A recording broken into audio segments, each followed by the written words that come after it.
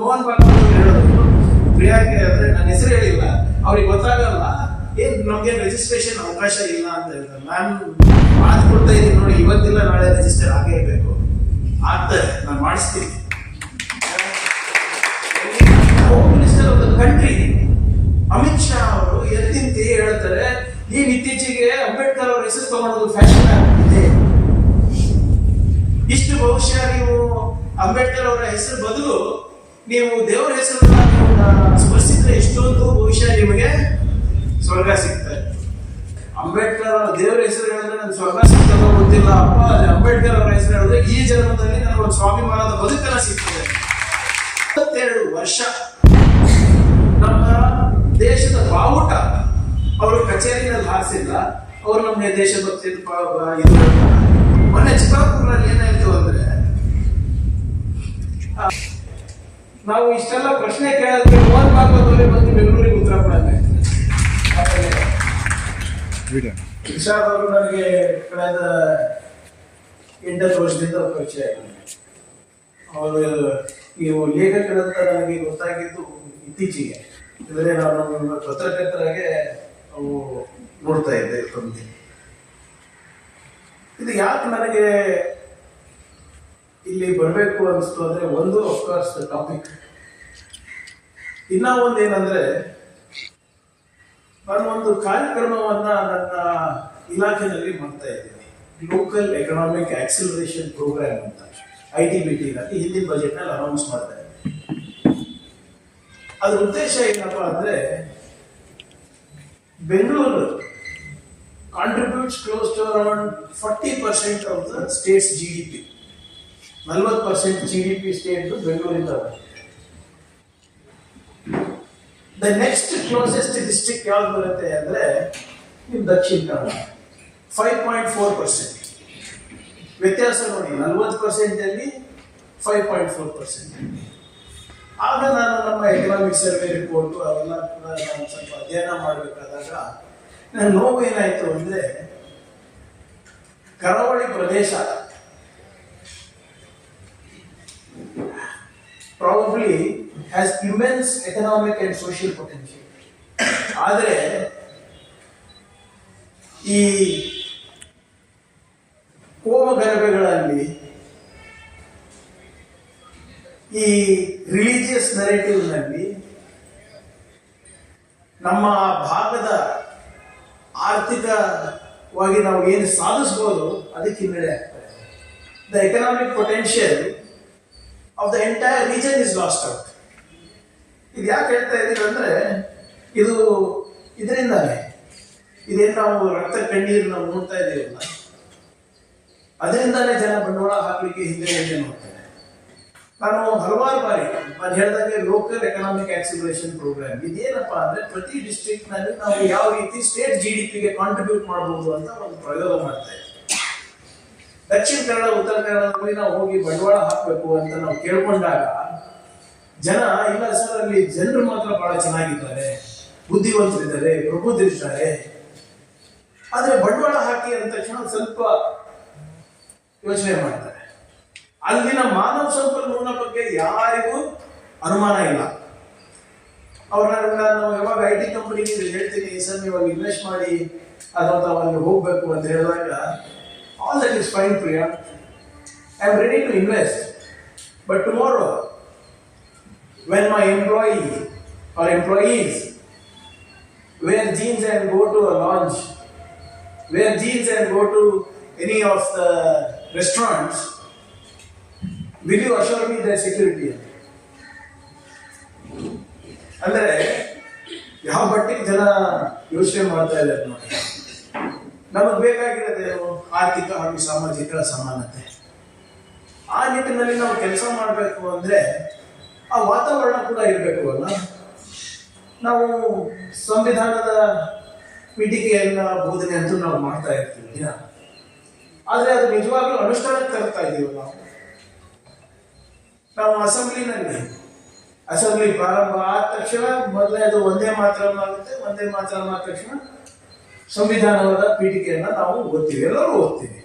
ಆದ್ರೆ ಅದರಲ್ಲಿ ಏನಿದೆ, ಹೇಗಿದೆ ಅದನ್ನ ಅನುಷ್ಠಾನಕ್ಕೆ ತರಲಿಕ್ಕೆ ನಾವೆಲ್ಲರೂ ಪ್ರಾಮಾಣಿಕ ಪ್ರಯತ್ನ ನಾವು ಮಾಡ್ತೀವ. ಬಹುಶಃ ಅಮೀನ್ ಮಟ್ಟು ಅವ್ರು ಹೇಳ್ದಂಗೆ ಬುದ್ಧ ಅವರು ಹೇಳಿದ್ದನ್ನ ನಾವು ಪಾಲನೆ ಮಾಡಿದ್ರೆ ಬಸವಣ್ಣ ಅವರ ಅಗತ್ಯ ಇರಲಿಲ್ಲ. ಬಸವಣ್ಣನವರ ಏನು ಅವರ ವಚನಗಳನ್ನ ಅನುಷ್ಠಾನಕ್ಕೆ ತಂದಿದ್ರೆ ನಮ್ಗೆ ಬಾಬಾ ಸಾಹೇಬ್ ಅಂಬೇಡ್ಕರ್ ಅವರ ಸಂವಿಧಾನನೇ ಬೇಕಾಗಿದೆ. ಅಥವಾ ಸಂವಿಧಾನವನ್ನ ನಾವು ಅಕ್ಷರಶಃ ಅನುಷ್ಠಾನಕ್ಕೆ ತಂದಿದ್ರೆ ಇವೆಲ್ಲ ಗೊಂದಲನೇ ಆಗ್ತಾ ಇದೆ. ಇದನ್ನ ಯಾಕೆ ಹೇಳ್ತಾ ಇದ್ದೀನಿ ಅಂದ್ರೆ, ನಾವು ರಾಜಕಾರಣಿಗಳಿರ್ಬೋದು, ಧರ್ಮಗುರುಗಳಿರ್ಬೋದು, ಬಹಳ ಜವಾಬ್ದಾರಿಯಿಂದ ಮಾತನಾಡ್ತೀವಿ. ಒಂದು 4 ಜನ ನಮ್ಮ ಮಾತು ಕೇಳ್ತಾ ಇದ್ದಾರೆ ಅಂದ ತಕ್ಷಣನೇ ನಾವು ನಮ್ಮ ಮನಸ್ಸಿಗೆ ಬಂದಂಗೆ ನಾವು ಮಾತಾಡೋದಲ್ಲ. ಪ್ರಬುದ್ಧತೆಯಿಂದ ವಿಚಾರಗಳನ್ನ ಆಳವಾಗಿ ತಿಳ್ಕೊಂಡು ನಾಲ್ಗೆ ಮೇಲೆ ಹಿಡಿತಾ ಇಟ್ಕೊಂಡು ನಾವು ಮಾತನಾಡಿದ್ರೆ ಒಳ್ಳೇದು. ಒಂದ್ಸರಿ ಯಾಕಂದ್ರೆ ನಮ್ಗೆ ಸರಿನೋ ತಪ್ಪು, ನಮ್ಗೆ ಜನರ ಮೇಲೆ ಪ್ರಭಾವ ಬೀಳೋ ಕೆಪಾಸಿಟಿ ಇದೆ. ಅದು ಕಿಶೋರ್ ಅವರಿರ್ಬೋದು, ನಾನಿರ್ಬೋದು, ಅಮೀನ್ ಮಟ್ಟು ಅವರಿರ್ಬೋದು.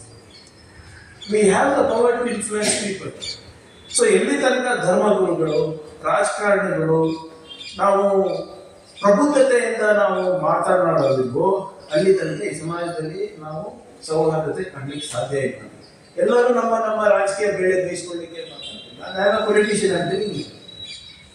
ಈಗ ಅಮೀನ್ ಮಟ್ಟು ಅವರಿಗೆ ಅವ್ರು ಹೇಳ್ದಂಗೆ, ಸರ್ ನೀವೆಲ್ಲ ನಮ್ಗೆ ಈಗೆಲ್ಲ ಬೋಧನೆ ಕೊಡ್ತಿರೋ ನಾವು ಹೋಗಿ ಇದು ಆಗ್ಬಿಟ್ಟೆ ರಾಜಕೀಯ ಹುತಾತ್ಮರಾಗ್ಬಿಡ್ತೀವಿ ನಾವು. ಆದ್ರೆ ಮಾತನಾಡೋದ ಅಗತ್ಯ ಇದೆ. ಯಾಕಂದ್ರೆ ನಾವು ಬುದ್ಧ, ಬಸವ, ಅಂಬೇಡ್ಕರ್ ಅವರ ಬಗ್ಗೆ ನಾವು ಬರೀ ಸ್ಪೀಚ್ ನಲ್ಲಿ ಹೇಳೋದ್ರ ಪ್ರಯೋಜನ ಇಲ್ಲ. ಅದು ನಾವು ಇಂಪ್ಲಿಮೆಂಟ್ ಮಾಡಬೇಕಾಗುತ್ತೆ. ಒಂದು ಪ್ರಬುದ್ಧ ಸಮಾಜವನ್ನ ನಿರ್ಮಾಣ ಮಾಡಬೇಕು, ಒಂದು ಸಮೃದ್ಧ ಸಮಾಜವನ್ನ ನಿರ್ಮಾಣ ಮಾಡಬೇಕು ಅಂದ್ರೆ ಆ ಹಾದಿನಲ್ಲಿ ನಡಿಬೇಕಾಗ್ತದೆ. ಹಾದಿ ಸುಲಭ ಅಲ್ಲ.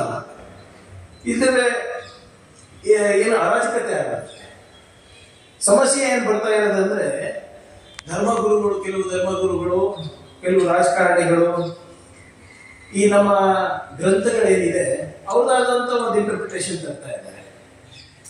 ಯಾಕಂದ್ರೆ ನಮಗಂತೂ ಓದಕ್ ಟೈಮ್ ಇಲ್ಲ. ರಾಮಾಯಣ ವಾಲ್ಮೀಕಿ ರಾಮಾಯಣನೇ ಬೇರೆ, ಇವಾಗ ಆಗ್ತಾ ಇಲ್ಲ ರಾಮಾಯಣನೇ ಬೇರೆ. ನಮ್ಗೆ ಓದಕ್ ಟೈಮ್ ಇಲ್ಲ. ಸೊ ಯಾರು ನಮ್ಮ ಗುರುಗಳು ಯಾರು ಹೇಳ್ತಾರೆ, ಧರ್ಮ ಗುರುಗಳು ಯಾರು ಹೇಳ್ತಾರೆ, ಮಠಾಧೀಶ್ವರರು ಯಾರು ಹೇಳ್ತಾರೆ, ಅದನ್ನೇ ನಾವು ಕೇಳಬೇಕು.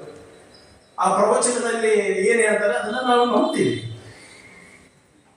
ಆದ್ರೆ ಯಾವ ಧರ್ಮದಲ್ಲೂ ಕೂಡ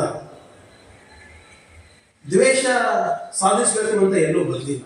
ನನ್ನ ತಿಳುವಳಿಕೆ, ನನ್ನ ತಿಳಿದಷ್ಟು ಯಾವ ಗ್ರಂಥದಲ್ಲೂ ಇಲ್ಲ, ಯಾವ ಧರ್ಮದಲ್ಲೂ ಇಲ್ಲ. ಈಗ ದಯವಿಲ್ಲದ ಧರ್ಮ ಯಾವ ದಯ ಅಂತ ಬಸವಣ್ಣ ಬುದ್ಧನು ಅದೇ ಹೇಳೋದು, ಪ್ರಜ್ಞಾ ಕರುಣ ಅಂತ. ಪ್ರಜ್ಞಾ ಅಂದ್ರೇನು? ವಿಸ್ಡಮ್. ಕರುಣ ಅಂದ್ರೆ ದಯೆ. ಬುದ್ಧನು ಹೇಳಿದರೆ, ಬಸವಣ್ಣನವರು ಹೇಳಿದ್ದಾರೆ. ಬಸವಣ್ಣನವರು ಯಾವತ್ತು ನೀನು ಗಾಣಿಗೆಯರು, ನೀವು ರೆಡ್ಡಿ ಲಿಂಗಾಯತ್ತು, ನೀವು ಬೇರೆ ಅಂತ ಹೇಳಿಲ್ಲ. ಅಥವಾ ಬುದ್ಧನು ನೀವು ಮಹಾಯಾನ, ನೀವು ಬೇರೆ ಯಾರ ಅಂತ ಹೇಳಿಲ್ಲ, ನವಯಾನ ಅಂತ ಏನೂ ಹೇಳಿಲ್ಲ. ನಾವು ನಮ್ಮ ಮಾಡ್ಕೊಂಡಿರೋದು ನಮ್ಮ ಅನುಕೂಲಕ್ಕೋಸ್ಕರ, ನಮ್ಮ ರಾಜಕೀಯ ಅನುಕೂಲಕ್ಕೋಸ್ಕರ. ಈ ಜಾತಿ ವ್ಯವಸ್ಥೆ ಏನಿದೆ ಇದು ನಾವು ಮಾಡ್ಕೊಂಡಿರೋದು. ಯಾವುದರಲ್ಲೂ ಇದೆ ಮನುಷ್ಯನ ಅನುಕೂಲಕ್ಕೋಸ್ಕರ. ಅದನ್ನ ದೇವರು ಹೇಳಿದ್ರು ಅಂತ ಹೇಳೋದು ಬೇರೆ. ನಾವು ಮೇಲಿಂದ ಬಂದಿದೆ, ಹಿಂದೆಯಿಂದ ಬಂದಿದೆ.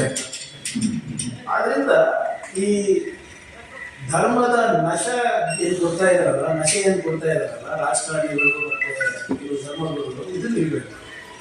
ಅದು ನಾವು ನಿಲ್ಲಿಸ್ಬೇಕು ಅಂದ್ರೆ ನಾವು ಜಾಗೃತರಾಗಬೇಕು, ನಾವು ಪ್ರಬುದ್ಧರಾಗಬೇಕು. ಎಲ್ಲಿ ತನಕ ನಾವು ಪ್ರಶ್ನೆ ಮಾಡೋದಿಲ್ಲ ಅಥವಾ ನಾವು ಜಾಗೃತರಾಗೋದಿಲ್ಲ ಅಲ್ಲಿ ತನಕ ಇಂಥವ್ರದೇ ಇನ್ನು ದಂಧೆ ನಡೀತದೆ. ನನಗೆ ನಾನು ನಿಮ್ಮ ಅದ್ಮಾರ್ ಮಟ್ಟಿದೆಲ್ಲ ಅದ್ಮಾರ್ ಮಟ್ಟಿನ ಸ್ಕೂಲಲ್ಲಿ ಹೋಗ್ತೀವಿ. ಸುಮ್ಮನೆ ನಾವು ಸ್ವಲ್ಪ ಮಾತಾಡ್ತಾ ಹೇಳ್ಬಿಟ್ಟು ಬಿಜೆಪಿ ನನಗೆ ಕಾನ್ವೆಂಟ್ ದಲಿತ ಅಂತಾರೆ, ಅವ್ರಿಗೆ ಗೊತ್ತಿಲ್ಲ. Tejasvi Surya is actually convent. ನಾನು ಮಠದಲ್ಲಿ ಓದೋರು. ನಾವು ಗಣೇಶ ಹಬ್ಬ ಮಾಡಿದಾಗ ನಮ್ಮ ಹಿಂದೂ ಸ್ನೇಹಿತರು, ಮುಸ್ಲಿಂ ಸ್ನೇಹಿತರು ಎಲ್ಲರೂ ಕೂಡ ಅಲ್ಲೇ ಪ್ರಸಾದ ಮಾಡ್ತಾ ಇದ್ರಿ, ಅಲ್ಲೇ ಹಚ್ತಾ ಇದ್ರಿ. ಅವತ್ತು ನಮ್ಗೆ ಏನಿರ್ಲಿಲ್ಲ. Unfortunately that is not the situation ನಾವು. ಈಗ ನೋಡಿ, ಈಗ ರಂಜಾನ್ ಇರ್ಬೋದು ಅಥವಾ ಗಣೇಶ ಹಬ್ಬ ಇರ್ಬೋದು, ರಾಮನವಮಿ ಇರ್ಬೋದು, ಎಷ್ಟು ಟೈಟ್ ಸೆಕ್ಯೂರಿಟಿನಲ್ಲಿ ಸೆಲೆಬ್ರೇಷನ್ಸ್ ಆಗ್ತದೆ. ಮುಂಚೆ ಈಗ ಇರ್ತಾ ಇತ್ತ, ತಾವೇ ಹೇಳಿ 20 ವರ್ಷದ ಹಿಂದೆ 30 ವರ್ಷದ ಹಿಂದೆ ರಾಮನವಮಿ ಮಾಡ್ಬೇಕಾದ್ರೆ ಎಲ್ಲರೂ ಪಾರ್ಟಿಸಿಪೇಟ್ ಮಾಡ್ತಾ ಇದ್ರಪ್ಪ. ನಮ್ಮ ಕಲಬುರಗಿನಲ್ಲಿ ಆ ರಾಮನವಮಿ ಪ್ರೊಸೆಷನ್ ಯಾವಾಗಲೂ ಕೂಡ ದರ್ಗದ ಮುಂದೆನೆ ಹೋಗ್ತಿತ್ತು. ಯಾವಾಗಲೂ ದರ್ಗಾದವರು ಅವರಿಗೆ ಏನು ಪಾನಕ ಅಥವಾ ಏನಾದ್ರು ಕೊಡ್ತಾ ಇದ್ರು. ಇತ್ತೀಚೆಗೆ ದರ್ಗಾಗಳನ್ನ ನೀವು ಕವರ್ ಮಾಡ್ಬೇಕಾಗಿದೆ, ಅದೇ ರೂಟಲ್ಲಿ ಹೋಗ್ಬೇಕು ಅಂತಾರೆ ಎಲ್ಲರೂ. ಆ ರೂಟು ಬೇರೆ ದರ್ಗಾದ ಮುಂದೆ ಇರ್ಲಿಲ್ಲ ಆದ್ರೂ ಕೂಡ ಆ ದರ್ಗಾದ ಮುಂದೆನೆ ಹೋಗ್ಬೇಕು ಅಂತ ಪ್ರಚೋದನೆಕಾರಿ ಡಿಜೆ ಹಾಕ್ತಾರೆ. ಆಮೇಲೆ ಇದು ನೀವು ಹೇಳಿದ್ರೆ ಸರ್ ದಿನೇಶ್ ಸರ್, ಬರೇ ಒಂದೇ ಧರ್ಮಕ್ಕೆ ಸೀಮಿತ ಇಲ್ಲ. ರಂಜಾನ್ ಟೈಮ್ನಲ್ಲೂ ಇವರು ಹಾಗೆ ಮಾಡೋದು. ದೇವಸ್ಥಾನದ ರೂಟ್ ಇರಲಿಲ್ಲ ಅಂದ್ರೆ ದೇವಸ್ಥಾನದ ಮುಂದೆ ಹೋಗೋದು, ಡಿಜೆ ಇದು ಮಾಡಿಸೋದು, ಏನೋ ಲಾಠಿಗಳು ತೋರಿಸೋದು, ತಲವಾರುಗಳು ತೋರಿಸೋದು, ಇದೆಲ್ಲ ಮುಂಚೆ ಇರ್ತಾ ಇರಲಿಲ್ಲ. ಇತ್ತೀಚೆಗೆ ಪ್ರಾರಂಭ ಆಗಿದೆ. ಹೇಗೆ ಆಯ್ತು, ಯಾಕೆ ಆಯ್ತು ಅಂತ ನಾವು ಆತ್ಮವಿಮರ್ಶನೆ ಮಾಡ್ಕೋಬೇಕಾಗಿದೆ. ಯಾಕಂದ್ರೆ ಡಾಕ್ಟರ್ ಬಾಬಾ ಸಾಹೇಬ್ ಅಂಬೇಡ್ಕರ್ ಬಹಳ ಸ್ಪಷ್ಟವಾಗಿ ಹೇಳ್ತಾರೆ, religion is for man and not man for religion. ಅಂದ್ರೆ ಧರ್ಮವು ಮನುಷ್ಯನಿಗಾಗಿ ಇದೆ ಹೊರತು ಮನುಷ್ಯ ಧರ್ಮಕ್ಕಾಗಿ ಇಲ್ಲ. ಆದ್ರೆ ನಾವೇನ್ ಮಾಡ್ತಾ ಇದ್ವಿ, ಉಲ್ಟಾ ಮಾಡ್ತಾ ಇದ್ದೀವಿ. ಇದು ಯಾಕಂದ್ರೆ ನೋಡಿ, ನಾವು ಪ್ರಬುದ್ಧರಾಗಿಲ್ಲ ಅಂದ್ರೆ ನಮ್ಮ ಸಮಾಜದಲ್ಲಿ ಸಮೃದ್ಧಿ ಕಾಣಲಿಕ್ಕೆ ಸಾಧ್ಯ ಆಗಿಲ್ಲ. ನನಗೆ ಆಶ್ಚರ್ಯ ಆಗುತ್ತೆ, ನಾವು ಹೆಡ್ಲೈನ್ಗಳು ನೋಡ್ತಾ ಇದ್ದಾಗ ಇಡೀ ದೇಶದಲ್ಲಿ, ಇಡೀ ವಿಶ್ವದಲ್ಲಿ ಆರ್ಟಿಫಿಷಿಯಲ್ ಇಂಟೆಲಿಜೆನ್ಸ್ ಬಗ್ಗೆ ಮಾತನಾಡ್ತಾ ಇದ್ದೇವೆ. ನಾವು ಔರಂಗಜೇಬನ ಸಮಾಧಿ ಬಗ್ಗೆ ಮಾತನಾಡ್ತಾ ಇದ್ದೇವೆ. 200 ವರ್ಷದಿಂದ ನಾಗ್ಪುರ್ನಲ್ಲಿದೆ ಅಂತ ಅದಕ್ಕೆ ಬಿಸಾಕ್ಬೇಕಂತೆ. ಅವು ಮಾಡಿದವ್ರು ಮಾಡಿ ಹೋದ, ಸತ್ತು ಹೋದ, ಸಮಾಧಿ ಇದೆ, 200-300 ವರ್ಷದಿಂದ ನಡೀತಾನೆ ಇದೆ. ಈಗ ಜ್ಞಾನೋದಯ ತೆಗಿಬೇಕು. 30 ಜನ ನಾಗ್ಪುರ್ನಲ್ಲಿ ಯಾವೊಬ್ರು ಸೋಷಿಯಲ್ ಮೀಡಿಯಾದಲ್ಲಿ ರೀಲ್ ಮಾಡ್ತಾರೆ, ಅದಕ್ಕೆ ಇವರು ಎಲ್ಲರೂ ಬಂದಾಕ್ತಾರೆ, ಫೇಸ್ಬುಕ್ ನಲ್ಲಿ ಹಾಕ್ತಾರೆ, ಮತ್ತೆ ಅದಕ್ಕೆ ಬಂದಾಕ್ತಾರೆ, ಮತ್ತೆ ಹೋಗಿ ಅದು ಆನ್ಲೈನ್ ಇರೋ ಜಾಗ ಆಫ್ಲೈನ್ ತರ್ತಾರೆ. ಇದು ನಡೀತಾ ಇದೆ ನಮ್ಮ ದೇಶದಲ್ಲಿ. ಯಾರೋ ಒಬ್ರು ಕಮೆಂಟ್ ಮಾಡಿದ್ರೆ ಇಡೀ ಸಮಾಜ ಸೇರ್ಬಿಡೋದು. ಹೆಂಗಾಗ್ತದೆ ನನಗೆ, ನಾನು ಒಂದು ಇದು ಕಮ್ಯುನಿಟಿ ಟಾಯ್ಲೆಟ್ಸ್ ಅಂತ ಮಹಿಳೆಯರಿಗೆ ನಾನು ಕಟ್ಟಿಸ್ತಾ ಇದ್ದೀನಿ ನಮ್ಮ ಇದರಲ್ಲಿ, ನಮ್ಮ ಕಲ್ಯಾಣ ಕರ್ನಾಟಕ ಭಾಗದಲ್ಲಿ. ಸಾಮೂಹಿಕ ಶೌಚಾಲಯ ಒಂದು 30 ಲಕ್ಷಕ್ಕೆ ಒಂದು ಯೂನಿಟ್, ಒಂದು 10 ಯೂನಿಟ್ಸ್ ಬರುತ್ತೆ ಅದರಲ್ಲಿ. ನಮ್ಮ ಇದ್ರಲ್ಲಿ ಹೆಂಗಾಗಿದೆ ಅಂದ್ರೆ, ನಮ್ಮ ಜನ ಬಂದು ಕೇಳ್ತಾರೆ, ಅದು ಸಾಮೂಹಿಕ ಶೌಚಾಲಯಕ್ಕೆ ನೀವು ಮಹಿಳೆಯರಿಗೆ ಮಾಡ್ತಾ ಇದ್ದೀರಾ, ಅದು ಬೇಡ ಸರ್, ಅದು ಒಂದು ನಮ್ಮ ಕಮ್ಯುನಿಟಿ ಹಾಗೆ ಮಾಡ್ಕೊಡಿ ಅಂತ. ನಮ್ಮ ಮನೆ ಹೆಣ್ಮಕ್ಳು ಬಯಲಿಗೆ ಹೋಗ್ತಾ ಇದ್ದಾರೆ, ಅದ್ರ ಬಗ್ಗೆ ಕಾಳಜಿ ಇಲ್ಲ ಜನರಿಗೆ, ಅವ್ರ ಸಮಾಜ ಬಗ್ಗೆ ಕಾಳಜಿ ಇದೆ. ಈಗ ಯಾರೋ ರಾತ್ರಿ ಫೋನ್ ಮಾಡ್ಬಿಟ್ಟು ಕುಡಿದ್ಬಿಟ್ಟು ಒಬ್ಬರಿಗೆ ಬೈತಾರೆ, ಬೈದ ತಕ್ಷಣ ಇಡೀ ಸಮಾಜ ಒಂದಾಗ್ತದೆ. ಸಮಾಜದ ಗೌರವದ ಪ್ರಶ್ನೆ ಇದೆ ಅಪ್ಪ, ಎಲ್ಲರೂ ಅವನ್ನ ಯಾರು ಬೇರೆ ಸಮಾಜದವ್ರು ನಮ್ಮ ಸಮಾಜದವ್ರಿಗೆ ಬೈದ ಅಂದ್ಬಿಟ್ಟು ರಾತ್ರಿ ಎಲ್ಲ ಸೇರ್ಕೊಂಡು 4 ಗಂಟೆಯಲ್ಲಿ ಪೊಲೀಸ್ ಸ್ಟೇಷನ್ ಮುಂದೆ ಸೇರ್ಬಿಡ್ತಾರೆ 200-300 ಜನ. ಯಾಕೆ? ಸಮಾಜಕ್ಕೆ ಅವಮಾನ ಆಗಿದೆ, ಧರ್ಮಕ್ಕೆ ಅವಮಾನ ಆಗಿದೆ ಅಂತ. ನಮ್ಮ ಮಹಿಳೆಯರು ಬಯಲಿಗೆ ಹೋದಾಗ ಅವಮಾನ ಆಗಲ್ವ ಸಮಾಜಕ್ಕೆ? ಅವಾಗ ನಮ್ಮ ಮನೆ ಗೌರವ ಇಲ್ವಾ, ನಮ್ಮ ಧರ್ಮಕ್ಕೆ ಗೌರವ ಇಲ್ವಾ? ಎಲ್ಲಿಂದ ಎಲ್ಲಿಗೆ ಹೋಗ್ತಾ ಇದ್ದೀವಿ ನಾವು? It is so unfortunate that ನಾವು ಇದನ್ನ ಆಕ್ಸೆಪ್ಟ್ ಮಾಡ್ಕೊಂಡಿದ್ದೀವಿ. ಅದು ಪೊಲಿಟಿಕಲ್ ಇರ್ಬೋದು, ಸೋಷಿಯಲ್ ಇರ್ಬೋದು, ವಾಟ್ ಎವರ್ ರೀಸನ್ಸ್. ಮೊನ್ನೆ ಸದನದಲ್ಲಿ ಯಾರು ನಮ್ಮ ಬಿಜೆಪಿ ಅವರು ಕೇಳ್ತಾ ಇದ್ರು, ಯಾವುದೋ ಒಂದು ಮಹದೇವಪ್ಪ ಸಾಹೇಬ್ ಒಂದು ಪ್ರಶ್ನೆ ಇತ್ತು. ಮಹದೇವಪ್ಪ ಸಾಹೇಬ್ ಇರಲಿಲ್ಲ, ಅದಕ್ಕೆ ಅವ್ರ ಪರವಾಗಿ ನಾನು ಉತ್ತರ ಕೊಡ್ತಾ ಇದ್ದೆ, ಸಮಾಜ ಕಲ್ಯಾಣ ಸಚಿವರು. ಅವರು ಕಮ್ಯುನಿಟಿ ಹಾಲ್ಗಳು ಯಾಕೆ ಆಗಿಲ್ಲ ಅಂತ ಕೇಳಿದ್ರು. ಸೊ ಅನುದಾನದ ಕೊರತೆ ಇದೆ, ಅದಕ್ಕೆ ನಾವು ಮಾಡ್ತಾ ಇಲ್ಲ ಅಂತ ಎಲ್ಲರೂ ಬಯಕ್ ಸ್ಟಾರ್ಟ್ ಮಾಡಿದ್ರು ನಮ್ಮ ಸರ್ಕಾರಕ್ಕೆ, ನೀವು ಕಮ್ಯುನಿಟಿ ಹಾಲ್ಸ್ ಮಾಡ್ತಾ ಇಲ್ಲ ಅಂತ. ನಾನು ಎದ್ದು ನಿಂತು ಹೇಳೋದು, ಸರ್ ಒಂದು ಕೆಲಸ ಮಾಡೋಣ, ನಾನು ಸರ್ಕಾರದ ಪರವಾಗಿ I will give you an assurance that we will build no more community halls. ಆ ಎಲ್ಲ ದುಡ್ಡು ನಾವು ನಮ್ಮ ಯಾವುದು ಕ್ರೈಸಿಗೆ ಹಾಕೋಣ, ನಾವು ಹಾಸ್ಟೆಲ್ಗಳಿಗೆ ಹಾಕೋಣ, ಎಜುಕೇಶನ್ಗೆ ಹಾಕೋಣ ಸರ್. ಹಿಂದುಳಿದ ವರ್ಗದವರಿಗೆ, ಪರಿಶಿಷ್ಟ ಜಾತಿ ಪರಿಶಿಷ್ಟ ಪಂಗಡದವರಿಗೆ, ಅವರಿಗೆ ಒಂದು ಶಿಕ್ಷಣಕ್ಕೆ ಎಲ್ಲ ಕಮ್ಯುನಿಟಿ ಹಾಲ್ ದುಡ್ಡನ್ನ ನಾವು ಶಿಕ್ಷಣ ಖರ್ಚು ಮಾಡ್ತೀವಿ, ನೀವು ಒಪ್ತೀರಾ ಅಂತ ಕೇಳೋದು. As a government I told I am ready to give assurance. ಒಬ್ರು ಎದ್ದಿಲ್ಲ ಸರ್, ಒಬ್ರು ಹೌದು ನೀವು ಹೇಳ್ತಾ ಇರೋದು ಕರೆಕ್ಟು, ಇದೆಲ್ಲ ಬಿಡಿ. ಯಾಕಂದ್ರೆ ನಾಳೆ ಎಲೆಕ್ಷನ್ ಗೆಲ್ಬೇಕಲ್ಲ ಎಲ್ಲರೂ, ನಾನು ಕೂಡ ಗೆಲ್ಬೇಕು, ಅವರು ಕೂಡ ಗೆಲ್ಬೇಕು. ಇದನ್ನ ಒಂದು we have become addicted to religion, we have become addicted to caste. ಈ ಫಾಲ್ಸ್ ಏನು ಪ್ರೆಸ್ಟೀಜ್ ಅನ್ನ ನಾವು ಕ್ರಿಯೇಟ್ ಮಾಡ್ಕೊಂಡಿದ್ದೀವಿ ನಮ್ಮಲ್ಲೇ. ದುರ್ದೈವ ಇದು, ಸಾವಿರಾರು ವರ್ಷದಿಂದ ನಡ್ಕೊಂಡು ಬಂದಿದೆ. ಇದನ್ನ ಬದಲಾವಣೆ ಮಾಡಬೇಕು ಅಂದ್ರೂ ಕಷ್ಟ ಆಗ್ತದೆ. ಆಮೇಲೆ ಇದು ಯಾರಿಂದ ಪ್ರತಿಪಾದನೆ ಆಗ್ತಾ ಇದೆ ಅಂತ ನಾವೆಲ್ಲರೂ ಯೋಚನೆ ಮಾಡ್ತೇವೆ. ಯಾರು ಮಾತನಾಡ್ತಾ ಇದ್ದಾರೆ, ಯಾರಿಂದ ಈ ಪ್ರವಚನಗಳು ಬರ್ತಾ ಇದೆ, ಅವ್ರು ಅದನ್ನ ಫಾಲೋ ಮಾಡ್ತಾ ಇದಾರ ಇಲ್ಲ ಮನೆಯಲ್ಲಿ, ಅದೆಲ್ಲಾನು ತಿಳ್ಕೊಬೇಕಲ್ಲ ನಾವು. ನನಗೆ ಅರ್ಥನೇ ಆಗಲ್ಲ. ಮೊನ್ನೆ ನಿಮ್ಮ RSS ಮುಖ್ಯಸ್ಥರು ಹೇಳ್ತಾರೆ, ನೀವು ದೇಶ ಉಳಿಸ್ಲಿಕ್ಕೆ, ಧರ್ಮ ಉಳಿಸ್ಲಿಕ್ಕೆ ನೀವು 3 ಗಂಡು ಉಳಿಸ್ಬೇಕು ಅಂತ. ಅವ್ರು ಮಾತ್ರ ಬ್ರಹ್ಮಚಾರಿ ಇರ್ತಾರೆ RSS ನವರು. ಬರೇ ಬಡವರಿಗೆ ಇದೆಲ್ಲ ಪಾಠ. ನೀವೆಲ್ಲರೂ 3 ಮಕ್ಕಳು ಹಡಿಬೇಕಂತೆ, ಅವರು ಬ್ರಹ್ಮಚಾರಿಯಾಗಿ ಇರ್ತಾರೆ. ಅದೆಂತದ್ದು? ಅದಕ್ಕೆ ಕೇಳ್ತಾ ಇರೋದು ನಾವು, ಅಲ್ಲ ಪ್ರಶ್ನೆ ಮಾಡಬೇಕು. ಈಗ ಇನ್ನೊಂದು ಕಳೆದ 10-12 ವರ್ಷದಿಂದ ಇನ್ನೊಂದು ಹೊಸ ಪ್ರಾರಂಭ ಆಗ್ಬಿಟ್ಟಿದೆ. ಬಹಳ ಸಲೀಸಾಗಿ ನಾವೆಲ್ಲರಿಗೂ ಬ್ರ್ಯಾಂಡ್ ಮಾಡ್ತಾ ಇದ್ವಿ. ನಮಗೆ ನಿಮ್ಗೆ ನಮ್ಮ ತತ್ವ ಸಿದ್ಧಾಂತದಲ್ಲಿ ವ್ಯತ್ಯಾಸ ಬಂದ್ಬಿಟ್ರೆ ನೀವು ದೇಶದ್ರೋಹಿ. ನೀವು ಬರೀ ಧರ್ಮದ್ರೋಹಿ ಅಲ್ಲ, ದೇಶದ್ರೋಹಿನೂ ಕೂಡ ಆಗ್ಬಿಟ್ಟಿದ್ದೀರಿ. ನಾನೇನೋ ನಿಮ್ಮ ವಿಚಾರಗಳಿಗೆ ತದ್ವಿರುದ್ಧವಾಗಿದ್ರೆ I am not only anti caste, anti religion, but also I am anti national. ಇದು ವಾತಾವರಣ ಮುಂಚೆ ಇರಲಿಲ್ಲ. Doctor B.R. ಅಂಬೇಡ್ಕರ್ ಅವರು ಕೊನೆಯ ಭಾಷಣದಲ್ಲಿ November 25, 1949 ಇದಕ್ಕೆ ಉತ್ತರ ಕೊಡ್ತಾರೆ. ಅವ್ರು ಹೇಳ್ತಾರೆ ಕೊನೆಯ ಭಾಷಣದಲ್ಲಿ, who is N aunty national ಅಂತ ಅವರೇ ಪ್ರಶ್ನೆ ಮಾಡ್ತಾರೆ ಸದನಕ್ಕೆ. ಪ್ರಶ್ನೆ ಮಾಡಿದಾಗ ಯಾರು ಉತ್ತರ ಕೊಡಲ್ಲ ಅವರಿಗೆ. ಡಾಕ್ಟರ್ ಬಾಬಾ ಸಾಹೇಬ್ ಅಂಬೇಡ್ಕರ್ ಅವರು ಹೇಳ್ತಾರೆ, ಮುಂಚೆ ನಮ್ಮಲ್ಲಿ ಸಂವಿಧಾನ ಅಂತ ಇರಲಿಲ್ಲ, ಈಗ ನಮಗೆ ಸಂವಿಧಾನ ಇದೆ. ಆ ಸಂವಿಧಾನದಲ್ಲಿ ಎಲ್ಲರಿಗೂ ಒಂದು ಸ್ವಾಭಿಮಾನದ ಬದುಕಿನ ಹಕ್ಕಿದೆ, ಆರ್ಥಿಕ ಹಾಗೂ ಸಾಮಾಜಿಕ ಸಮಾನತೆಯ ಹಕ್ಕಿದೆ. ಆ ಹಕ್ಕುಗಳ ವಿರುದ್ಧ ಯಾರು ಜಾತಿಗಳ ನಡುವೆ ಅಸೂಯೆ ಬೀಜವನ್ನ ನೆಟ್ತಾರೆ, ಅವರು ನಿಜವಾದ ದೇಶದ್ರೋಹಿಗಳು. ಯಾರು ಧರ್ಮಗಳಿಗೆ, ಜಾತಿಗಳಿಗೆ ಜಗಳ ಹಚ್ತಾರೆ, ಯಾರು ಸಮಾಜದ ಕಟ್ಟ ಕಡೆ ಮನುಷ್ಯನಿಗೆ ಒಂದು ಸ್ವಾಭಿಮಾನದ ಬದುಕನ್ನ ನಿರಾಕರಣೆ ಮಾಡ್ತಾರೆ, ಯಾರು ಅವರಿಗೆ ಮುಖ್ಯವಾಹಿನಿಗೆ ಬರ್ಲಿಕ್ಕೆ ತಡೆ ಮಾಡ್ತಾರೆ ಜಾತಿ ಹೆಸರಲ್ಲಿ, ಧರ್ಮದ ಹೆಸರಲ್ಲಿ, ಅವನು ನಿಜವಾದ ದೇಶದ್ರೋಹಿ ಅಂತ ಡಾಕ್ಟರ್ ಬಾಬಾ ಸಾಹೇಬ್ ಅಂಬೇಡ್ಕರ್ ಅವರು ಹೇಳ್ತಾರೆ. ಈ ಪ್ರಸ್ತುತ ವಾತಾವರಣದಲ್ಲಿ ಯಾರು ಸರ್ ಮಾಡ್ತಾ ಇರೋದು?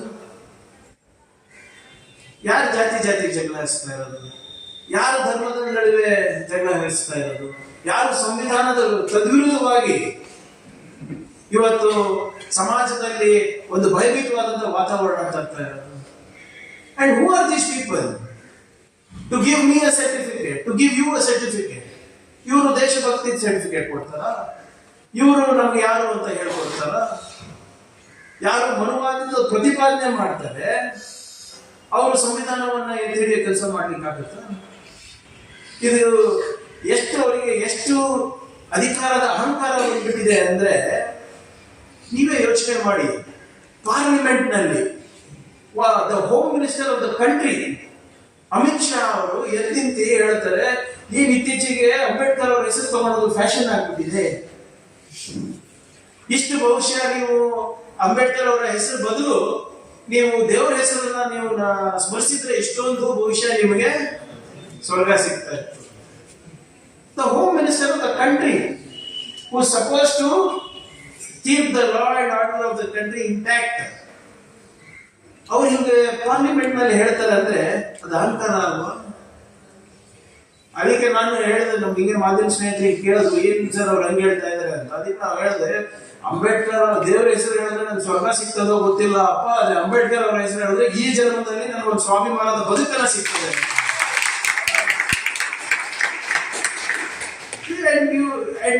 ನಮ್ಗೆ ಆಸ್ತಿ ನಾವು ಪ್ರಶ್ನೆ ಮಾಡೋದು ನಿಲ್ಸ್ಬಿಟ್ಟಿದ್ದೀವಿ.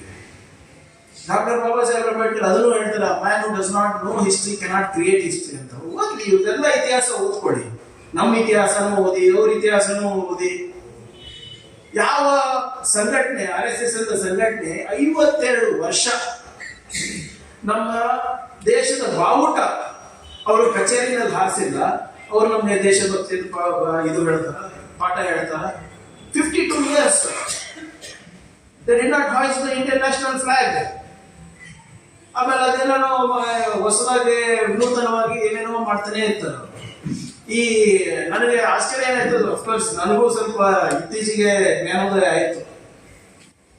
ಈ RSS ಅವರು ಮಾರ್ಚ್ ಪಾಸ್ಟ್ ಮಾಡ್ತಾರೆ, ಮುಂಚೆನೂ ಮಾಡ್ತಾ ಇದ್ರು, ಆದ್ರೆ ಯಾರು ಗಮನಿಸಿರ್ಲಿಲ್ಲ. ಮೊನ್ನೆ ಚಿಕ್ಕಬಳ್ಳಾಪುರಲ್ಲಿ ಏನಾಯ್ತು ಅಂದ್ರೆ RSS ಅವರು ಪಥಸಂಚಲನಕ್ಕೆ ಒಂದು ಅರ್ಜಿ ಕೊಟ್ಟಿದ್ರು ಮಿನಿಸ್ಟರ್. ಏನಂತ ಕೊಟ್ಟಿದ್ರು ಅಂದ್ರೆ, ನಾವು ಹಿಂಗೆ ಈ ತಾರೀಕಿಗೆ ನಾವು ಪಥಸಂಚಲನ ಮಾಡ್ತಾ ಇದ್ದೀವಿ, ಇದು ನಿಮ್ಮ ಮಾಹಿತಿಗಾಗಿ. ಇಲ್ಲಿ ಎಲ್ಲರೂ ಕೂತಿದ್ದಾರೆ, ಮಾವಳಿ ಅಣ್ಣವರು ಬಂದಿದ್ದಾರೆ ಇಲ್ಲಿ. ಏನ್ ಸರ್ ನೀವು DSS ನವರು ನೀವು ಮಾಹಿತಿಗಾಗಿ ಅಂತ ಪೊಲೀಸ್ ಸ್ಟೇಷನ್ಗೆ ಕೊಟ್ಟರೆ ನೀವು ಪರ್ಮಿಷನ್ ಕೊಡ್ತಾರ ಸರ್? ಇಂಥ ಡೇಟಿಗೆ ಏನ್ ಕೇಳ್ತಾರೆ, ಮಾಹಿತಿ ಅಲ್ಲಪ್ಪ ನೀವು ಪರ್ಮಿಷನ್ ಕೇಳಿ ಅಂತ. ನಾನು ಹೇಳಿದೆ, ನಾವು ಒಂದು ಸರ್ಕಾರ ನಡೆಸ್ತಾ ಇದ್ದೀವಿ, ಕಾನೂನು ಅಂತ ಇದೆ, ಸಂವಿಧಾನ ಅಂತ ಇದೆ, ಮಾಹಿತಿಗಾಗಿ ಅಲ್ಲ. ಫಸ್ಟ್ ಅವರು ನಮ್ಮ ಹತ್ರ ಪರ್ಮಿಷನ್ ತಗೊಳ್ಳಿ. ಪರ್ಮಿಷನ್ ತಗೊಂಡ್ಮೇಲೆ ಇಫ್ ಇಟ್ ಈಸ್ ಪಾಸಿಬಲ್ ಆ ಡೇಟಿಗೆ ಅವಕಾಶ ಇದ್ರೆ ಕೊಡಿ, ಅವಕಾಶ ಇರಲಿಲ್ಲ ಅಂದ್ರೆ ಕೊಡಬೇಡಿ. ಆವತ್ತೇ ಒಂದೆರಡು ಮೂರು ಜಾತ್ರೆನೂ ಕೂಡ ಇತ್ತು ನಮ್ಮ ಊರುಗಳಲ್ಲಿ. ಸೊ ಅವತ್ತು ಬಂದೋಬಸ್ತ್ ಮಾಡ್ಲಿಕ್ಕೆ ಕಷ್ಟ ಆಗ್ತಾ ಇತ್ತು. ಸೊ ಅದಕ್ಕೆ ನಾವು ಪರ್ಮಿಷನ್ ಕೇಳಿ ಅಂದ ತಕ್ಷಣ ನಾವ್ಯಾಕೆ ಪರ್ಮಿಷನ್ ಕೇಳಬೇಕು ಅಂತ ನಿಮ್ಗೆ ಗೊತ್ತಿರ್ಬೋದಲ್ಲ. ದಿನ 1-2 ತಿಂಗಳು ಇದೇ ನಡೀತು ಅಂದ್ರೆ ಅದೇ ಅಬೌಟ್ ದ ಕಾನ್ಸ್ಟಿಟ್ಯೂಷನ್. ಪರ್ಮಿಷನ್ ಕೇಳತ್ತೀರಪ್ಪ ನಿಮ್ಗೆ. ಇವಾಗ ಮಂಗಳವಾರನೇ ಆಗ್ಬೇಕಂತ ಏನಿದೆ, ಗುರುವಾರ ಮಾಡಿ. ನಾವು ಮಾಡೋದಿಲ್ವಾ? ಇಲ್ಲಿ ಬೆಂಗಳೂರಿನಲ್ಲಿ ಆಕ್ಚುಲಿ ಎಲ್ಲೂ ಮಾಡಕ್ಕೆ ಇಲ್ಲ ಪಥಸಂಚಲನ. ಸೊ ಹೈಕೋರ್ಟ್ ಆರ್ಡರ್ ಇದೆ, ಅದನ್ನ ಮೀರಿ ಮಾಡ್ತಾರೆ ಅಂದ್ರೆ, ಕಾನೂನನ್ನ ಮೀರ್ ಮಾಡ್ತಾರೆ, ಕೋರ್ಟ್ಗಳನ್ನ ಮೀರ್ ಮಾಡ್ತಾರೆ, ಸಂವಿಧಾನ ಮೀರ್ ಮಾಡ್ತಾರೆ ಅಂದ್ರೆ ನಾವ್ ಯಾಕೆ ಕಳವು ಮಾಡ್ಬೇಕು ಅಂತ ನಂದು. ಸೊ ಅದಕ್ಕೆ ಅವರು ಕೋರ್ಟಿಗೆ ಹೋದ್ರು, ನಾನು ಕೋರ್ಟಿಗೆ ಹೋದೆ. ಕೊನೆಯದಾಗಿ ಏನಾಯ್ತು, ನಾವೇ ಸರ್ಕಾರ ಹೇಳಿದ ಟೈಮಿಗೆ ಸರ್ಕಾರ ಎಷ್ಟು ಜನ ಇರಬೇಕು, ಎಷ್ಟು ರೂಟ್ ಮಾರ್ಚ್ ಚೇಂಜ್ ಮಾಡಬೇಕು, ಯಾವಾಗ ಮಾಡಬೇಕು, ಹೇಗ್ ಮಾಡಬೇಕು ಅಂತ ಸರ್ಕಾರ ಆದೇಶದಲ್ಲಿ ಇಡೀ ರಾಷ್ಟ್ರದಲ್ಲಿ ಎಲ್ಲಾರ ಕರೆಕ್ಟ್ ಆಗಿ ಆಗಿದ್ರೆ ಅದು ಚಿತ್ತಾಪೂರ್ಣವಾಗಿರ್ತದೆ. ಅವಾಗ ನಮ್ಮ ಕೆಲವು ಸ್ನೇಹಿತರು ಕೇಳ್ತಾ ಇದ್ರು, ನಮ್ಮ ಕೆಲವು ಕೊಲೀಗ್ಸ್, ಸರ್ ಇವೆಲ್ಲ ಸುಮ್ಮನೆ ಯಾಕೆ ಮೈ ಮೇಲೆ ಹೇಳ್ಕೊಂತೀರಾ ಅಂತ ನೀವು ಹೇಳೋದ ಸರ್, ನಾವೇ ಉಟ್ಕೊಂಡು ಹೋಗ್ತೇವೆ. ಮೈ ಮೇಲೆ ಹೇಳ್ಕೊಳ್ಳೋದು ಪ್ರಶ್ನೆ ಅಲ್ಲ, ಸರಿನೋ ತಪ್ಪು ಅದೇ ಪ್ರಶ್ನೆ. Constitutional or unconstitutional, that's all I am asking. ನಾನು ಇವಾಗ ಸ್ವಲ್ಪ ಆಳವಾಗಿ ಓದ್ತಾ ಇದ್ದೀನಿ. ಅವರಿಗೆ ಫಂಡಿಂಗ್ ಹೆಂಗ್ ಬರುತ್ತೆ ಅಂತ ನಾನು ಕೇಳಿದ್ರೆ ಅವ್ರ ಹತ್ರ ಉತ್ತರನೇ ಇಲ್ಲ. ಒಂದು ಒಳ್ಳೇದೇನಾಯ್ತು ಅಂದ್ರೆ, ಅಮೀನ್ ಮಟ್ಟು ಸಾಬ್, ನಾವು ಇಷ್ಟೆಲ್ಲ ಪ್ರಶ್ನೆ ಕೇಳೋದಕ್ಕೆ ಮೋಹನ್ ಭಾಗವತ್ ಅವರೇ ಬಂದು ಬೆಂಗಳೂರಿಗೆ ಉತ್ತರ ಕೊಡಂಗಾಯ್ತು. ಅವ್ರೇನ್ ಹೇಳ್ತಾರೆ, ನಾವು ರಿಜಿಸ್ಟ್ರೇಷನ್ ಮಾಡ್ಕೊಳ್ಳೋ ಅವಶ್ಯಕತೆ ಇಲ್ಲ ಅಂತ, because there are body of individuals ಅಂತ ಹೇಳ್ತಾರೆ. ಬ್ಯಾಂಗ್ಳೂರ್ ಕ್ಲಬ್ ಗೊತ್ತಲ್ಲ ನಿಮಗೆ? Bangalore club also is a body of individuals. Bangalore Club also is a body of individuals. They come under the tax regime. They come under the Constitution of India. ಇವರು ಇಲ್ಲ, ನಾವು ಏನು ಕಟ್ಟದ್ ಬೇಡ ಅಂತ ನಾನು ತಿಳ್ಕೊ. ಅವರು ಮೋಹನ್ ಭಾಗವತ್ ಅವರು ಹೇಳಿದ್ರು, ಪ್ರಿಯಾಗೆ ಅಂದ್ರೆ ನನ್ನ ಹೆಸರು ಹೇಳಿಲ್ಲ, ಅವ್ರಿಗೆ ಗೊತ್ತಾಗಲ್ಲ, ಏನ್ ನಮ್ಗೆ ರಿಜಿಸ್ಟ್ರೇಷನ್ ಅವಕಾಶ ಇಲ್ಲ ಅಂತ ಹೇಳ್ತಾರೆ. ನಾನು ಮಾತು ಕೊಡ್ತಾ ಇದ್ದೀನಿ ನೋಡಿ, ಇವತ್ತಿಲ್ಲ ನಾಳೆ ರಿಜಿಸ್ಟರ್ ಆಗೇ ಬೇಕು, ಆಗ್ತಾರೆ, ನಾನು ಮಾಡಿಸ್ತೀನಿ. ನಮ್ಮ ಹತ್ರ ಕಾನೂನು ಇದೆ, ಎಲ್ಲಿ ತನಕ ನಮ್ಮ ಹತ್ರ ಸಂವಿಧಾನ ಇದೆ, ನಾವು ಅದನ್ನ ಮಾಡಿಸ್ತೀವಿ. ನಾನು ಹೇಳ್ತಾ ಇದ್ದಾಗ ನಮ್ಮ ಕೊಲೀಗ್ಸ್ ಕೇಳಿದ್ರು, ಯಾಕಪ್ಪ ಮೈ ಮೇಲೆ ಹೇಳ್ಕೊಂತ ಇದೆಯಾ ಅಂತ. ನಾನು ಹೇಳ್ದೆ, ನೋಡಿ ಸರ್, ಪ್ರಶ್ನೆ ಇರೋದು ಅವ್ರದಲ್ಲ. ನಾವು 100 ವರ್ಷ ಬಿಟ್ಟಿದ್ದೀವಿ ಅಂತ ಇನ್ನ 100 ವರ್ಷ ಬಿಡಬೇಕಾ? ಸಂವಿಧಾನ ಬಂದು 75 ವರ್ಷ ಆಗಿದೆ, ಜಾರಿ ತರಲ್ಲ ಎಲ್ಲಾನು ಒಂದೊಂದಾಗಿ. All you need is you have to have political will and you have to be legally correct. ಇವೆರಡೇ ಇರಬೇಕು.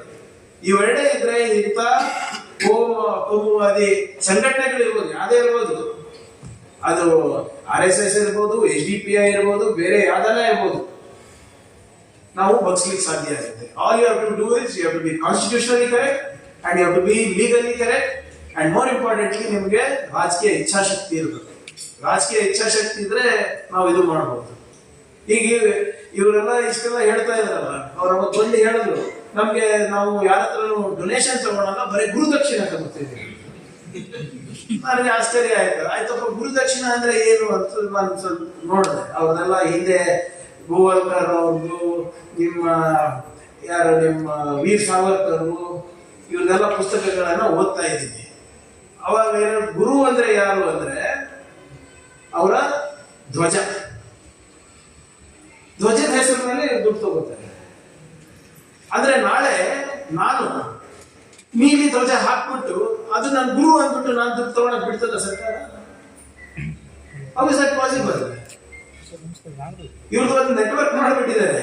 ನೀವು ಎಲ್ಲ ಓದಿದಿರೋ ಎಲ್ಲ ಗೊತ್ತಿಲ್ಲ. ಮೊನ್ನೆ ಒಂದು ಪ್ರತಿಷ್ಠಿತವಾದಂತ ಪತ್ರಿಕೆಯಲ್ಲಿ ಬಂದಿತ್ತು, more than 2500 ಆರ್ಗನೈಸೇಷನ್ಸ್ ನೆಟ್ವರ್ಕ್ ಇದೆ. ಅಮೆರಿಕ ಇರ್ಬೋದು, ಇಂಗ್ಲೆಂಡ್ ಇರ್ಬೋದು, ಅಲ್ಲೆಲ್ಲಿಂದ ದುಡ್ಡು ತಗೊಂಡು ನಾನು ಹೇಳ್ತಾ ಇದ್ದೀನಿ, these people are into money laundering.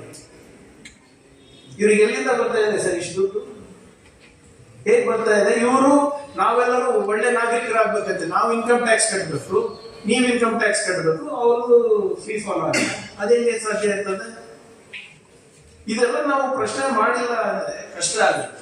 ಆಮೇಲೆ ಯಾರು ನೀವು ವಿಶೇಷವಾಗಿ ನಮ್ಮ ಈ ರಾಜಕೀಯ ವಲಯದಲ್ಲಿ ಯಾರು ಹಿಂಗೆ ಬಂದು ಪ್ರಚೋದನೆ ಕೊಡ್ತಾರೆ, ಯಾರು ಹಿಂಗೆ ಬಂದು ಮಾತನಾಡ್ತಾರಲ್ಲ, ಅವ್ರಿಗೆ ಫಸ್ಟ್ ಪ್ರಶ್ನೆ ಮಾಡ್ಬೇಕಾಗ್ತದೆ. ನಾನು ಬಹಳ sorry I am political. BJP politicians ಪಾಪ ಈ ಇಷ್ಟ ಕಬಡ್ಡಿನಲ್ಲಿ ಮಾತಾಡ್ಕೋದ್ರಿಂದ ಸುತ್ತ ಗೊತ್ತಿಲ್ಲ ನನಗೆ. ಬಿಜೆಪಿ ಮತ್ತು RSS ಇಲ್ಲ ಅಂದ್ರೆ BJP is going to be worse than JDS. ಬರ್ದ್ಕೊಡ್ತೀನಿ. ಪ್ರಾದೇಶಿಕ ಪಕ್ಷಕ್ಕಿಂತ ಕನಿಷ್ಠ ಹಾಲತ್ತಾಗುತ್ತೆ. ನಾವೇನ್ ಮಾಡ್ತಾ ಇದೀವಿ ಅಂದ್ರೆ, ನಾವು ದೆವ್ವದ ನೆರಳು ಜೊತೆ ಜಗಳ ಆಡ್ತಾ ಇದ್ದೀವಿ. ದೆವ್ವದ ನೆರಳು ಯಾವುದು? ಬಿಜೆಪಿ. ದೆವ್ವ ಯಾವುದು? RSS. ಸೊ ಈ ನೆರಳು ಜೊತೆ ಜಗಳ ಆಡೋದು ಬಿಟ್ಟು ನಾವು ದೆವ್ವ ಜೊತೆ ಜಗಳ ಆಡಿದ್ರೆ ಆಟೋಮ್ಯಾಟಿಕ್ ಆಗಿ ನಮ್ಮ ದೇಶ ಸುಧಾರಣೆ ಆಗುತ್ತೆ. ಇಲ್ಲಿದ್ರೆ ಇದಾಗೋದಿಲ್ಲ. ಯಾಕಂದ್ರೆ ಮೊನ್ನೆ ಇವ್ರದ್ದು ನಮ್ಮ ನ್ಯಾಷನಲ್ ಸೆಕ್ಯೂರಿಟಿ ಅಡ್ವೈಸರ್ ಅಜಿತ್ ಡೋವಲ್ ಗೊತ್ತಿರ್ಬೋದು, ನಮ್ಮ ಇಂಡಿಯಾದ ಜೇಮ್ಸ್ ಬಾಂಡ್, ಅವ್ರು ಒಂದು ಭಾಷಣ ಮಾಡ್ತಾರೆ. ನಮ್ಮ ಯುವಕರಲ್ಲಿ ಬಿಸಿ ರಕ್ತ ಇದೆ, ನೀವೆಲ್ಲ ನಮಗೆ ಇತಿಹಾಸದಲ್ಲಿ ಆದಂತ ಅನ್ಯಾಯಗಳನ್ನ ನೀವು ಅದ್ರದ್ದು ರಿವೆಂಜ್ ತಗೋಬೇಕು ಅಂತ ಹೇಳ್ತಾರೆ. ನೀವು ದ್ವೇಷ ಸಾಧಿಸಬೇಕು ಅಂತ. ಅವ್ರ ಮಕ್ಕಳು ಒಬ್ಬ ಅಮೆರಿಕನ್ ಸಿಟಿಸನ್, ಇನ್ನೊಬ್ಬ UK ನಲ್ಲಿ ಬಿಸ್ನೆಸ್ ಮಾಡ್ತಾರೆ.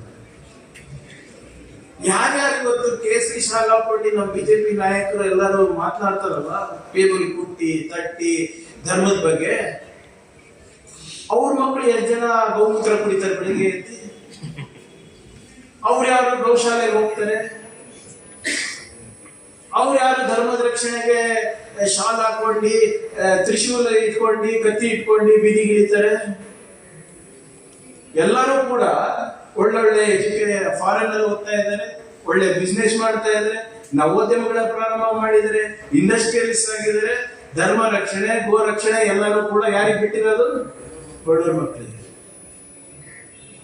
ನೀವು ನೋಡಿ, ನಿಮ್ಮ ಇದರಲ್ಲಿ ಈ ಕರಾವಳಿ ರಕ್ತ ಕಣ್ಣೀರಿನಲ್ಲಿ ನೀವು ಕಣ್ಣ ಹಾಯಿಸಿದ್ರೆ ಯಾವ್ಯಾವ ಸಮಾಜದ ಜನರು ಇದ್ದಾರೆ ಅಂತ ಗೊತ್ತಾಗ್ತದೆ. ಯಾವ ಲೀಡರ್ ಮಕ್ಕಳು ಇದ್ರಲ್ಲಿ ಇಲ್ಲ. ಎಲ್ಲರೂ ಕೂಡ ಯಾವ್ದಾವ್ದೋ ದೊಡ್ಡ ದೊಡ್ಡ ಬ್ರ್ಯಾಂಡ್ ಬೆಲ್ಟ್ ಹಾಕೊಂಡು ಓಡಾಡ್ತಾರೆ. 2 ಲಕ್ಷದ ಶೂಸ್, ಅದ್ಯಾವ್ದೋ LV ಅಂತೆ. ನೀವು ನಾನು ಹೇಳ್ತಾ ಇದ್ದೀನಿ ಅಂತ ನಂಬಕ್ ಹೋಗ್ಬೇಡಿ. ಎಲ್ಲಾರು ಲಿಸ್ಟ್ ತಗೊಳ್ಳಿ ನೀವು. ಖರ್ಗೆ ಅವ್ರ ಮಕ್ಕಳು ಏನ್ ಮಾಡ್ತಾ ಇದ್ದಾರೆ, ಯಡಿಯೂರಪ್ಪ ಅವ್ರ ಮಕ್ಕಳು ಏನ್ ಮಾಡ್ತಾ ಇದ್ದಾರೆ, ಅಶೋಕ್ ಅವ್ರ ಮಕ್ಕಳು ಏನ್ ಮಾಡ್ತಾ ಇದ್ದಾರೆ, ಪ್ರಿಯಾಂಕಗೆ ಮಗ ಏನ್ ಮಾಡ್ತಾ ಇದ್ದಾರೆ, ಎಲ್ಲರಿಗೂ ತಗೊಳ್ಳಿ ಲಿಸ್ಟ್.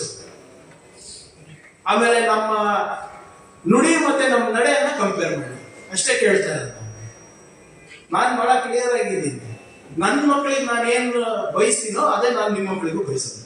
ನಮ್ಮ ಮಕ್ಕಳ ಫಾರಿನ್ಗೆ ಹೋಗ್ಬೋದಲ್ಲ, ನಿಮ್ಮ ಮಕ್ಕಳು ಫಾರಿನ್ಗೆ ಹೋಗ್ಬೋದು. ನಮ್ಮ ಮಕ್ಕಳಿಗೆ IAS ಮಾಡ್ಬೇಕಾದ್ರೆ ನಿಮ್ಮ ಮಕ್ಕಳು IAS ಆಗ. ಆದ್ರೆ ಅಲ್ಲಿ ಹಾಗಲ್ಲ. ಬೇರೆಯವ್ರ ಮಕ್ಕಳು ಬೀದಿನಲ್ಲಿ ಇರ್ಬೇಕು ಧರ್ಮ ರಕ್ಷಣೆಗೆ, ಗೋರಕ್ಷಣೆಗೆ. ಇವ್ರ ಮಕ್ಕಳು ಎಲ್ಲ ವಿದೇಶದಲ್ಲೆಲ್ಲ ಹೋಗಿ ಪ್ರವಾಸ ಮಾಡ್ಕೊಂಡು ಬರ್ಬೇಕು. ಯಾರು ನಾನು ಅದಕ್ಕೆ ಹೇಳ್ತಾ ಇರೋದು, ನಾವು ಎಲ್ಲಿ ತನಕ ನಾವು ಪ್ರಶ್ನೆ ಮಾಡೋದಿಲ್ಲೋ ಅಲ್ಲಿ ತನಕ ಈ ಎಲ್ಲರಿಗೂ ಏನೋ ಫ್ರೀ ರನ್ ಸಿಕ್ಬಿಟ್ಟಿದೆ ಇವಾಗ ನಮ್ಮ ರಾಜಕಾರಣಿಗಳಿಗೆ. ಎಸ್ಪೆಷಲಿ ನಮ್ಮ ಈ ಬಿಜೆಪಿನಲ್ಲಿ ಇರುವಂತ ಕೆಲವು ರಾಜಕಾರಣಿಗಳಿದ್ದಾರೆ, ಅವರು ನಡೆ ನುಡಿಗೆ ಸಿಕ್ಕಾಪಟ್ಟೆ ವ್ಯತ್ಯಾಸ ಇದೆ. ನಮ್ಮದ್ರಲ್ಲಿ ಹಾಗಿಲ್ಲ. ನಾವು ಮನೆಯಲ್ಲಿ ಹೇಗಿರ್ತೀವಿ ಹೊರಗಡೆನೂ ಹಾಗೆ, ಇಲ್ಲಿ ಹೇಗಿರ್ತೀವಿ ಸದನದಲ್ಲೂ ಹಾಗೆ. ಅದಕ್ಕೆ ಸ್ವಲ್ಪ ಜನ ನಮ್ಗೆ ಎಷ್ಟು ಪ್ರೀತಿ ಮಾಡೋದಿಲ್ಲ ನಾವು. ಯಾಕಂದ್ರೆ ಇದ್ದಂಗೆ ಹೇಳ್ಬಿಡ್ತೀವಿ. ನಮ್ಮ ಚಿತ್ತಾಪುರ್ನಲ್ಲೂ ಜನ ಹಂಗೆ ಕೇಳ್ತಾರೆ, ಸ್ವಲ್ಪ ಸಾಫ್ಟ್ ಆಗಿರಿ ನೋಡಪ್ಪ, ಈ ಹೂನ ಸುಟ್ಟರು ಹೋಗಲ್ಲ. ಈಗ ಹೆಂಗೋ ಮಾಡಿ ನಮ್ಮ ಜನ, ನನ್ನ ಪುಣ್ಯ ಏನಪ್ಪಾ ಅಂದ್ರೆ ನಮ್ಮ ಜನ ನನ್ಗೆ ಅಡ್ಜಸ್ಟ್ ಆಗ್ಬಿಟ್ಟಿದ್ದಾರೆ. ಚಿತ್ತಾಪುರ ಜನ ಇರ್ಬೋದು, ಕಲಬುರಗಿ ಜನ ಇರ್ಬೋದು. ಯಾಕಂದ್ರೆ ನಾವು ಹಿಂದೊಂದು ಮುಂದೊಂದು ಮಾಡೋದಿಲ್ಲ. ನಾವು ಏನಿದ್ರು ಕೂಡ ಸಮಾಜದ ಏಳಿಗೆಗಾಗಿ ದುಡಿಯೋದು. ಸಮಾಜದ ಕಟ್ಟ ಕಡೆಯ ಮನುಷ್ಯನಿಗೂ ಕೂಡ ಸಮಾನವಾದಂತ ಅವಕಾಶ ಸಿಗ್ಬೇಕಂತ ಅಷ್ಟೇ ನಮ್ಮ ಇಂಟೆನ್ಷನ್. ಹೌದು, ಸ್ವಲ್ಪ some people think that I am extreme, some people think I am radical. Unfortunately ಅದು ಇವಾಗ ಚೇಂಜ್ ಆಗೋದು ಸ್ವಲ್ಪ ಕಷ್ಟ ಅನ್ಸುತ್ತೆ ಸರ್. ಈಗ ಚೇಂಜ್ ಆಗೋದು ಈಗ ನಾನು ಹೇಳ್ತಾ ಇರುವ ಹಿಂಗೆ ನೀವು ಸ್ಫೂರ್ತಿ ತುಂಬತಾ ಇದ್ದೀವಿ, ನಾವು ಹೋಗ್ಬಿಟ್ಟು ನಾವು ಆದ್ರಿಂದ ನಾನು ಹೆಚ್ಚನ್ನು ಮಾತಾಡ್ಲಿಕ್ಕೆ ಹೋಗೋದಿಲ್ಲ. ಆದ್ರೆ ಒಂದು ಮಾತ್ರ ನಾನು ಹೇಳಿದ್ ನಾನು ಬಯಸ್ತಾ ಇದ್ದೀನಿ, ಈ ಪುಸ್ತಕದಲ್ಲಿ ಯಾವ ಕುಟುಂಬಗಳ ಬಗ್ಗೆ ಬರೆದಿದ್ದಾರೆ, ನಿಜವಾಗ್ಲೂ ನಾವು ಏನು ಹೇಳಕ್ ಆಗೋದಿಲ್ಲ. ನಾವು ಏನ್ ಮಾಡೋದೇ, ನಮ್ಮ ಮಾತುಗಳು ಅವರ ಕಣ್ಣೀರನ್ನ ಒರೆಸ್ಲಿಕ್ಕೂ ಆಗೋದಿಲ್ಲ. ಸೊ ಇಂಥ ವಾತಾವರಣದಲ್ಲಿ ನಮ್ಮ ಮುಂದಿನ ಪೀಳಿಗೆಗೆ ನಾವು ಸಂರಕ್ಷಣೆ ಮಾಡಬೇಕು ಅಂದ್ರೆ ನಾವೆಲ್ಲರೂ ಒಗ್ಗಟ್ಟಾಗಿ ಒಮ್ಮನಸ್ಸಿಂದ, ನಮ್ಮ ರಾಜಕೀಯ ಏನು ವಿಚಾರಗಳು ಬೇರೆ ಇರಬಹುದು, ಆದ್ರೆ ನಮ್ಮ ಮಕ್ಕಳ ಭವಿಷ್ಯಕ್ಕಾಗ ನಾವು ಒಂದಾಗಿ ಈ ತತ್ವ ಸಿದ್ಧಾಂತದ ವಿರುದ್ಧ ನಾವು ಹೋರಾಟ ಮಾಡಿಲ್ಲ ಅಂದ್ರೆ ನಾವು ಪ್ರಬುದ್ಧ ಸಮಾಜನೂ ಕಟ್ಟಕ್ಕಾಗಲ್ಲ, ಸಮೃದ್ಧ ಭಾರತನೂ ಕೂಡ ಕಟ್ಟಕ್ಕಾಗಲ್ಲ. ಸುಮ್ಮನೆ ಇವಾಗ ಎಲ್ಲಾರು ಹೇಳ್ತಾ ಇದ್ದಾರೆ, ಈ ದಿನ ಒಂದು ಸ್ಟೋರಿ ಕೊಡ್ತಾರೆ, ದಿನ ಒಂದು ನರೇಟಿವ್ ಕೊಡ್ತಾರೆ. ವಿಕಸಿತ್ ಭಾರತ್ ಅಂತೆ, ಅಮೃತ್ ಕಾಲ್ ಅಂತೆ, ಏನೇನೋ ಹೇಳೋದು. ಈಗ ಯಾರು ನೋಡಿದ್ದಾರೆ 75 ವರ್ಷ ಆದ್ಮೇಲೆ ಹೇಳಿದವನು ಇಲ್ಲ, ಕೇಳಿದವನು ಇರೋದಿಲ್ಲ. ಇವಾಗ ನಮ್ಗೇನಿಲ್ಲ, ನಮ್ದೇನಾದ್ರೂ ನಾವು 75 ವರ್ಷ ಆದ್ಮೇಲೆ ನಾವೇನಾದ್ರೂ ನಿಜವಾಗ್ಲೂ ಒಂದು ಸಮೃದ್ಧ ಭಾರತ ಕಟ್ಟಬೇಕು ಅಂದ್ರೆ ಫಸ್ಟ್ ನಮ್ಮ ಸಮಾಜಗಳನ್ನ ನಾವು ಸುಧಾರಣೆ ಮಾಡಬೇಕು. ಆಮೇಲೆ ನಮ್ಮ ಸಮಾಜಗಳನ್ನ ನಾವು ಸುಧಾರಣೆ ಮಾಡಬೇಕು ಅಂದ್ರೆ ನಾವು ಎಲ್ಲರೂ ಒಗ್ಗಟ್ಟಾಗಿ ಒಮ್ಮನಸ್ಸಿನಿಂದ ಸಂವಿಧಾನವನ್ನ ರಕ್ಷಣೆ ಮಾಡುವ ಜವಾಬ್ದಾರಿಯನ್ನ ನಾವು ತಗೋಬೇಕಾಗ್ತದೆ. ಹೌದು, ಈ ಕಮ್ಯುನಿಸ್ಟ್ ಅವರು ಇರ್ಬೋದು, ಬೇರೆ ಪಾರ್ಟಿ ಆಪ್ ಇರ್ಬೋದು, ನಿಮ್ಮ JDS ಅಂತ ಇಲ್ಲ, ಏನಾದ್ರು ಸೆಕ್ಯುಲರ್ ಇಲ್ಲ, ಬರೀ JD ಆಗಿದೆ, ಜನತಾ ದಳ ಆಗಿದೆ. ಸೆಕ್ಯುಲರ್ ಅಂತ ಏನು ಇಲ್ಲ, ಜಾತ್ಯತೀತ ಪದ ತೆಗೆದ್ರೆ ಬೆಟರ್ ಅನ್ಸುತ್ತೆ. ಹೀಗೆ ಹಲವಾರು ರಾಜಕೀಯ ಪಕ್ಷಗಳಿದೆ. ಈಗ ಯಾರು ಸಂವಿಧಾನದ ಆಶಯಗಳನ್ನ ನಾವು ಎತ್ತಿ ಹಿಡಿಯಲಿಕ್ಕೆ ಪ್ರಯತ್ನವನ್ನು ಮಾಡ್ತಾ ಇದ್ದೀವಿ. ಆದ್ರೆ ಇದಕ್ಕೆ ನಾವು ಮಾಡಬೇಕು ಅಂದ್ರೆ ನಾವು ಬರೀ ದಿಲ್ಲಿನಲ್ಲ, ಹಳ್ಳಿ ಮಟ್ಟದಲ್ಲಿ ಕೂಡ ನಾವು ಮಾಡಬೇಕಾಗುತ್ತೆ. ಸೊ ಇಂಥ ಒಂದು ಪ್ರಯತ್ನಕ್ಕೆ ಯಾವಾಗಲೂ ನಮ್ಮಂಥವರು ಸದಾ ಸಿದ್ಧರಿರ್ತೀವಿ ಅಂತ ನಾನು ಬಯಸ್ತಾ ಇದ್ದೀನಿ. ಕೊನೆಯದಾಗಿ ಮತ್ತೊಮ್ಮೆ ನಮ್ಮ ಇರ್ಷಾದ್ ಅವರಿಗೆ ನಾನು ಅಭಿನಂದನೆ, ತಮ್ಮೆಲ್ಲರ ಪರವಾಗಿ ಹಾಗೂ ವೈಯಕ್ತಿಕವಾಗಿ ನಾನು ಅಭಿನಂದನೆಯನ್ನು ಸಲ್ಲಿಸ್ತಾ ಇದ್ದೇನೆ. ಇಂಥ ಪುಸ್ತಕಗಳು ಬಹಳ ಕಷ್ಟ ಬರೆಯೋದು. ಅದನ್ನು ಹೋಗಿ ಅವರ ಕುಟುಂಬದವರ ಹತ್ರ ಮಾತನಾಡಿ ಅವರ ಕಷ್ಟಗಳನ್ನ ಅರಿತುಕೊಂಡು ಅದನ್ನ ಒಂದು ಸಮಾಜಕ್ಕೆ ಒಂದು ಕನ್ನಡಿಯಾಗಿ ತಾವು ಹಿಡಿತಾ ಇದ್ದೀರಾ. ಇದು ನಿಜವಾಗ್ಲೂ ಬಹಳ ಶ್ಲಾಘನೀಯವಾದಂತ ಕೆಲಸ. ಇದು ಬಹಳ ಒಂದು ಉತ್ತಮವಾದಂತ ಕೆಲಸ. ಬಹುಶಃ ಈ ರಕ್ತ ಕಣ್ಣೀರಿನ ಕಥೆಗಳನ್ನ ಓದನ ಜನರು ಸ್ವಲ್ಪನ ಅರ್ಥ ಮಾಡ್ಕೊತಾರೆ. ಯಾವ ರೀತಿ ಅವರಿಗೆ ಈ ಧರ್ಮದ ನಶೆಯನ್ನ ಜನರಲ್ಲಿ ತುಂಬಿ ಯಾವ ರೀತಿ ಬಡವರಿಗೆ ಒಂದು ಈ ಹೋರಾಟ ಅಂತ ಇವ್ರೇನು ಹೋರಾಟ ಅಂತ ತಿಳ್ಕೊಂಡಿದ್ದಾರೆ, ಅದಕ್ಕೆ ಬಿಟ್ಟು ಅವರ ಭವಿಷ್ಯವನ್ನೇ ಹಾಳು ಮಾಡುವ ನಿಟ್ಟಿನಲ್ಲಿ ಕೆಲಸ ನಡೀತಾ ಇದೆ. ಇದಕ್ಕೆ ಒಂದು ಕನ್ನಡಿ ಆಗುತ್ತೆ ಅಂತ ನಾನು ಭಾವಿಸ್ತಾ ಇದ್ದೀನಿ. ಮುಂಬರುವ ದಿನಗಳಲ್ಲಿ ಇನ್ನ ತಮ್ಮ ಲೇಖನೆಯಿಂದ ಇನ್ನ ಹೆಚ್ಚು ಜನ ಪ್ರೇರಿತರಾಗಲಿ, ಇನ್ನ ಹೆಚ್ಚು ಜನರಿಗೆ ಸ್ಫೂರ್ತಿ ಆಗ್ತಿಲ್ಲ ಅಂತ ನಾನು ಭಾವಿಸ್ತಾ ಇದ್ದೀನಿ. ಅಮೀನ್ ಭಟ್ ಅವ್ರು ಹೇಳ್ದಂಗೆ ಈಗ ಹೇಗೆ ಅವರು ಒಂದು 30-40 ವರ್ಷ ಆಗ್ತಿದ್ರಲ್ಲೇ ಇದ್ದಿ, ಸೊ ಈಗ ಒಂದು 40 ವರ್ಷ ಆದ್ಮೇಲೆ ನೀವೆಲ್ಲರೂ ಮುನ್ನುಡಿ ಬರೀತಿರ್ತೀವಿ. ಸೊ ಅದೇ ಒಳ್ಳೆ ಪುಸ್ತಕಗಳ ಬಗ್ಗೆ ಇಂಥ ರಕ್ತ ಕಣ್ಣೀರಿನ ಪುಸ್ತಕಗಳೆಲ್ಲ ಅಂತ ನಾವು ಭಾವಿಸ್ತೀವಿ. ಮುಂಬರುವ ದಿನಗಳಲ್ಲಿ ನಾವೆಲ್ಲರೂ ಒಗ್ಗಟ್ಟಾಗಿ ಒಮ್ಮನಸ್ಸಿನಿಂದ ಸಂವಿಧಾನವನ್ನ ರಕ್ಷಣೆ ಮಾಡಲಿಕ್ಕೆ ಒಂದು ಪ್ರಾಮಾಣಿಕ ಪ್ರಯತ್ನ ಮಾಡೋಣ ಅಂತ ಹೇಳ್ತಾ ಮತ್ತೊಮ್ಮೆ ಇರ್ಷಾದ್ ಅವರಿಗೆ ಅಭಿನಂದನೆ ಸಲ್ಲಿಸ್ಕೊಂಡು ಮಾತು ಮುಗಿಸ್ತೀನಿ. ಜೈ ಹಿಂದ್, ಜೈ ಕರ್ನಾಟಕ.